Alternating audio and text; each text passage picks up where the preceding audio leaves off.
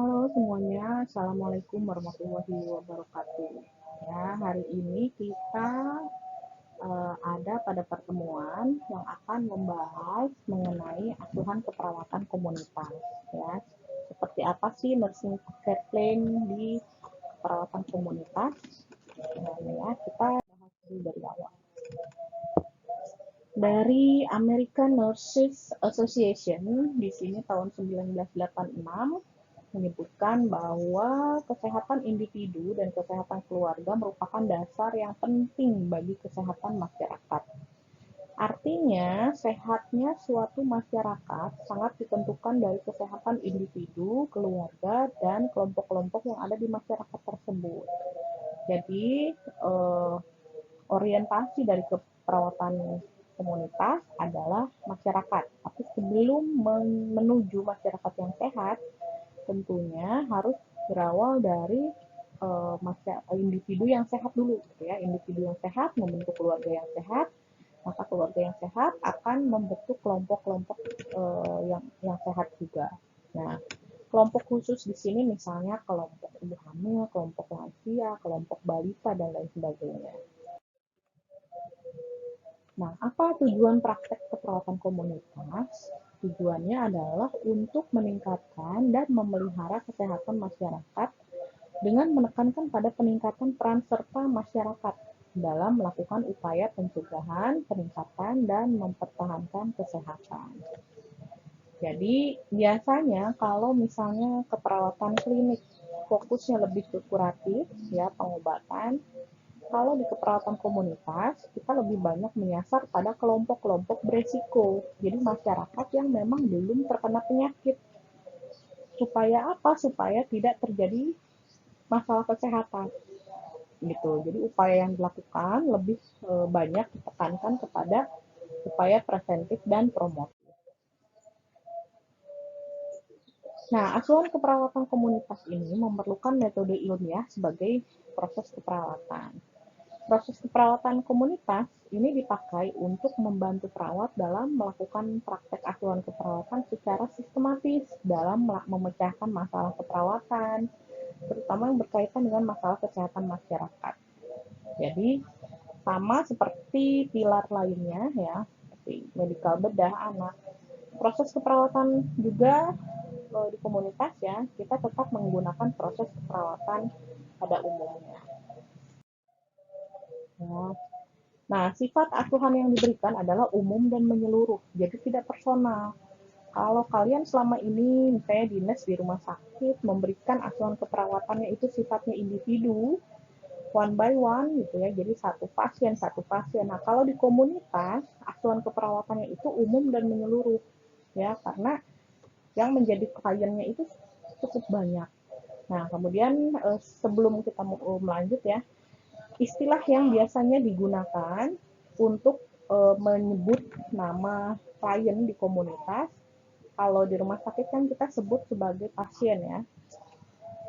Kalau di keluarga atau ya di keluarga biasanya kita sebut sebagai klien. Nah, kalau di masyarakat kita sebut sebagai mitra. Gitu, sebagai mitra. Bedanya apa? Bedanya kalau misalnya kita sebut sebagai pasien, otoritas perawat lebih banyak. Jadi 70% otoritas perawat, 30% otoritas pasien. Artinya apa? Kalau kita mau melakukan tindakan, kita sampaikan, lakukan inform consent kepada pasien, misalnya Pak hari ini kita akan dipasang infus ya. Nah pasien ya iya aja manut. Artinya otoritas pasien lebih sedikit daripada perawat, jadi menyerahkan semuanya ke perawat. Tapi kalau di keluarga, otoritasnya karena kliennya 50-50 gitu ya. Jadi Pak saya mau melakukan ini, gimana bersedia nggak? Gitu. Jadi kalau keluarga yang nggak bersedia, mau diganti dengan terapi lain, ya mau nggak mau kita diskusikan. Nah, kalau di masyarakat disebut mitra ya, bisa jadi 50-50, bisa jadi kebalikannya. Perawat 30, mitranya yang 70. Jadi sifatnya dari oleh untuk masyarakat. Ya, karena di masyarakat itu memang yang ditekankan adalah pemberdayaan. Jadi perawat di sini posisinya adalah sebagai fasilitator saja. Nah, fokus dari asuhan perawatan komunitas ini mulai dari individu, keluarga, kelompok khusus, dan masyarakat. Makanannya tadi di pencegahan penyakit dan mempertahankan kesehatan. Pendekatan yang dilakukan apa? Pendekatannya adalah keluarga binaan dan kelompok kerja kesehatan, Pokjakes. Gitu. Nah, strateginya bagaimana? Strateginya adalah untuk pemecahan masalah melalui Penkes dan teknologi tepat guna, serta memanfaatkan kebijakan. Bagaimana proses keperawatan komunitas? Ya. Prosesnya sama, mulai dari pengkajian, ya, mengidentifikasi masalah atau analisa data dan diagnosis, merencanakan intervensi, mengimplementasikan, mengevaluasi, dan mendokumentasikan intervensi keperawatan. Gitu. Ini prosesnya sama. Nah, model yang digunakan di keperawatan komunitas adalah community as partner. Jadi disebutnya partner, ya, atau mitra, bukan pasien. Ya, ini berdasarkan bukunya Anderson and McFarland tahun 2000. Model komunitas sebagai partner ini memberikan penekanan pada filosofi yang mendasari perawatan kesehatan utama. Pada model ini ada dua fokus sentral, yaitu fokus komunitas sebagai partner dan penggunaan proses keperawatan. Nah, ini modelnya ya, gambar model komunitas sebagai partner. Tahapannya seperti ini. Jadi di CAP itu, di buku CAP, buku Community as Partner, itu disebutkan bahwa di komunitas itu dikaji. Nah, pengkajiannya ada dua. Ada data inti dan data tambahan subsistem. Data inti ini ada data demografi. Ya, nanti ada 8 subsistem. Nanti 8 subsistem itu apa saja ada di slide selanjutnya. Nah, setelah dilakukan pengkajian, maka dilakukan analisis datanya, ya, apa stresor yang terjadi, apa derajat reaksinya, sehingga nanti ditentukan diagnosis keperawatan komunitas. Nah, untuk menegakkan diagnosis keperawatan komunitas, jangan sekali-kali menggunakan diagnosis yang sifatnya individual. Ya, gunakan diagnosisnya komunitas. Ada ya di SDKI itu diagnosis komunitas, ya, misalnya ketidakefektifan manajemen kesehatan, manajemen komunitas, dan lain sebagainya. Setelah diagnosis, apa yang dilakukan? Ya, menentukan perencanaan. Ya, lalu merencanakan intervensi. Intervensi itu ada 3, ada pencegahan primer, sekunder, dan tersier. Kenapa pencegahan? Ya tadi, karena di komunitas itu lebih banyak penekanannya pada upaya preventif dan promotif. Gitu. Baru nanti setelah implementasi dilakukan evaluasi. Lalu nanti dikaji ulang lagi, sudah selesai atau belum masalahnya. Kalau belum, dilakukan lagi. Gitu ya. Ini adalah model CAP atau Community Partner.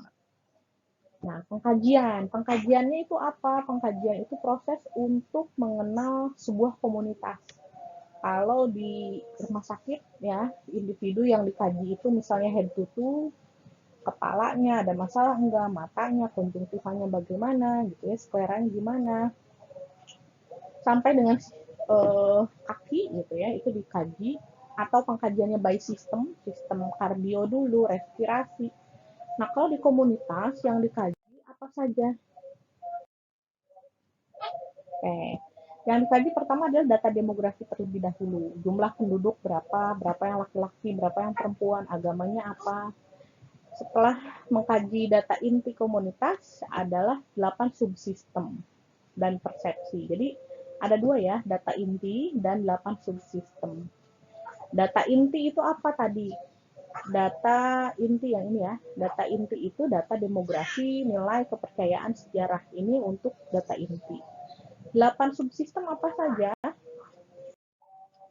8 subsistem ini diantaranya adalah lingkungan fisik, pendidikan, keamanan transportasi, politik pemerintahan, layanan kesehatan sosial, komunikasi ekonomi, dan rekreasi. Ini yang harus dikaji.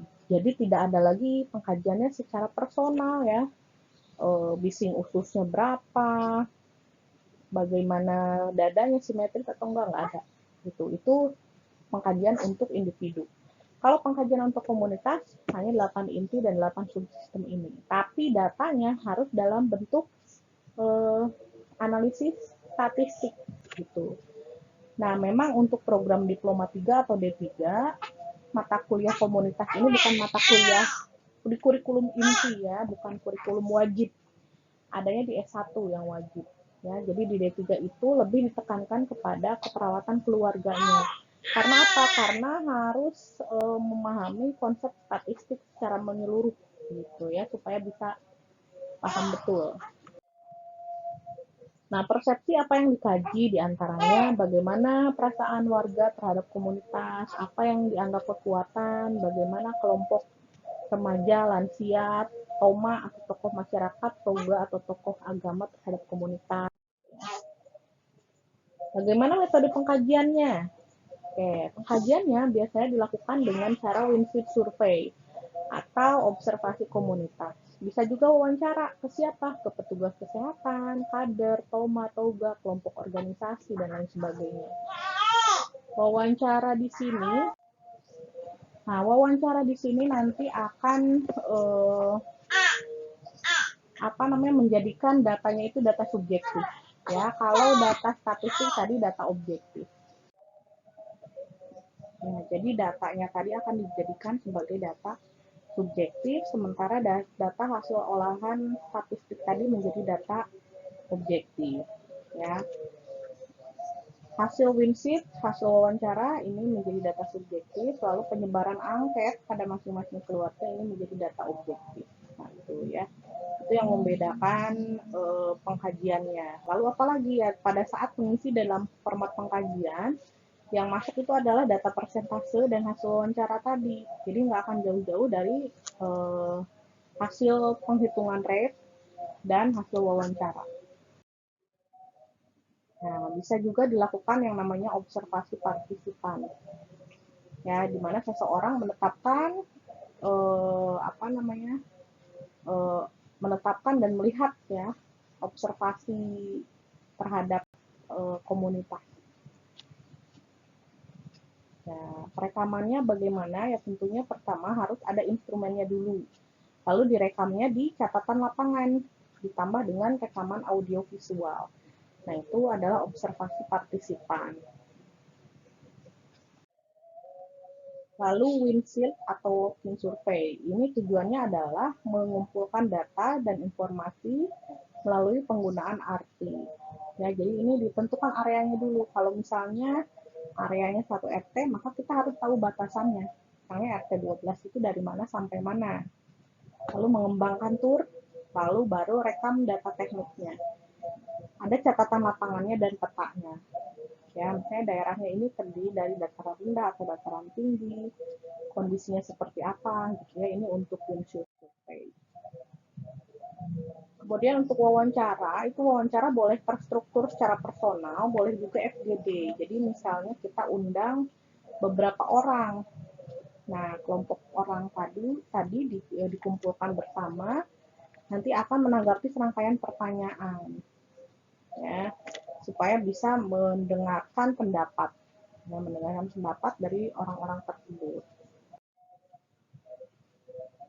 Nah, persiapannya apa saja? Harus tahu tujuannya, pertanyaannya apa saja, lihat juga karakteristik orangnya, homogen atau tidak, gitu ya. Lokasinya, tentukan moderatornya dan sumber bahannya. Nah, gitu ya. Ini idealnya memang terdiri dari 6 sampai 10 orang. Nah, perekamannya bagaimana? Biasanya ada co-moderator ya yang membantu mencatat juga. Nah, sumber informasi kuncinya dari mana? Biasanya kalau mendapatkan data dari komunitas itu cari orang yang memang bisa dipercaya, tokohnya itu biasanya disegani juga oleh masyarakat sehingga bisa mendapatkan informasi yang valid ya. Nah, analisa datanya seperti apa? Ya, sama sebenarnya untuk format analisa data. Datanya apa, masalah kesehatannya apa, dan tentunya diagnosanya tadi ya yang ditentukan harus diagnosa yang sifatnya komunitas, bukan diagnosa individu. Ya, kalau diagnosa individu misalnya nyeri akut, terus gangguan perfusi cerebral, penurunan curah jantung, dan sebagainya. Oke, nah ini contohnya. Jadi datanya itu DS dan DO-nya, ini kekurangannya belum ada dipisah ya, DS dan DO. Ada 56 keluarga memiliki balita. Berupa angka, jadi datanya berupa angka, ini DO ya. Lalu 80,36% balita mengalami batuk pilek, dan lain sebagainya. Lalu DS-nya hasil wawancara terhadap masyarakat atau wawancara terhadap ketua RT, didapatkan data A, B, C, D. Nah, ini di sini. Lalu munculkan masalah kesehatan atau diagnosis. Diagnosisnya sekali lagi lihat ke SDKI. Kalau ini belum SDKI ya. Oke. Prioritas. Nah, kalau misalnya di rumah sakit, kita menentukan prioritas itu berdasarkan Kemenkes. Artinya dahulukan yang paling mengancam nyawa dulu, gitu ya.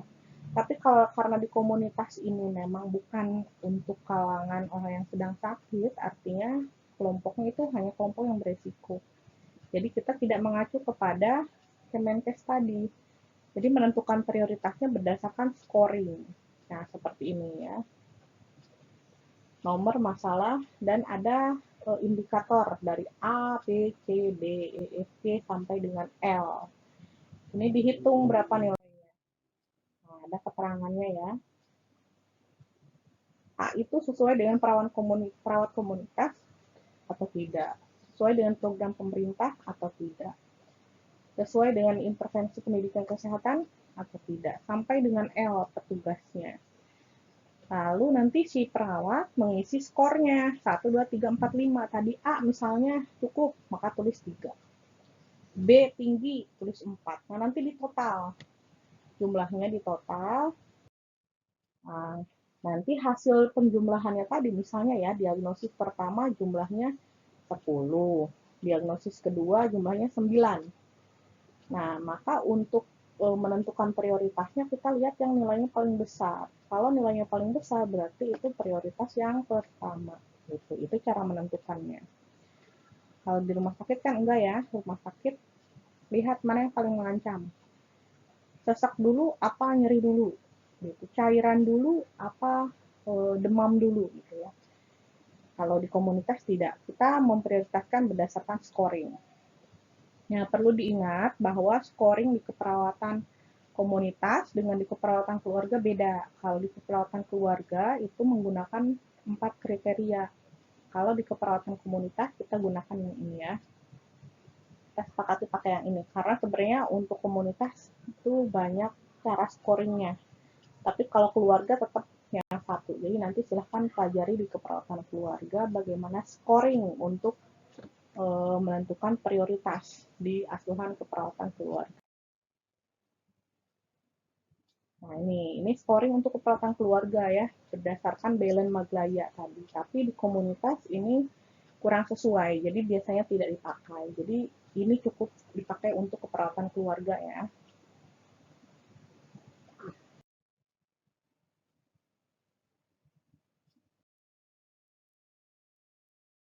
Ini saya lewat ya,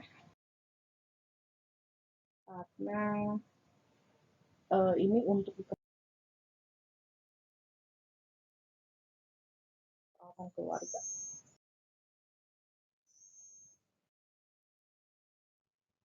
Oke. Terima kasih atas perhatiannya. Sekian mengenai asuhan keperawatan keluarga. Mudah-mudahan nanti akan lebih jelas dengan mengerjakan contoh kasus asuhan keperawatan komunitas. Ya, dan akan lebih jelas lagi nanti ketika mengelola kasus kelolaan pada klinik ya, di klinik. Oke, terima kasih semuanya. Wabillahi taufiq wal hidayah. Wassalamualaikum warahmatullahi wabarakatuh.